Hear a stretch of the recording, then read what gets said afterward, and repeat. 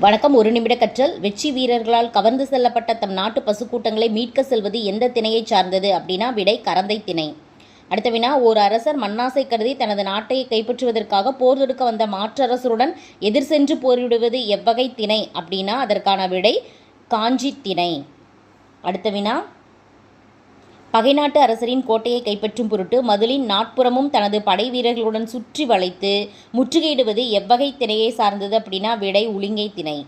அடுத்த வினா, அரசரின் கல்வி, வீரம், செல்வம், புகழ், கருணை முதலியவற்றை புகழ்ந்து பாடுவது எவ்வகை திணை அப்படின்னா விடை பாடான் திணை.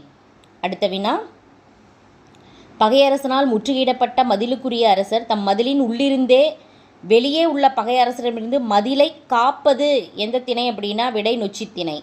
வெற்றி ஒன்றையே குறிக்கோளாக கொண்ட பகையரசர்கள் இருவர் தத்தம் வலிமையை நிலைநாட்ட போரிடுவது எவ்வகை திணை அப்படின்னா விடை தும்பை திணை. நன்றி.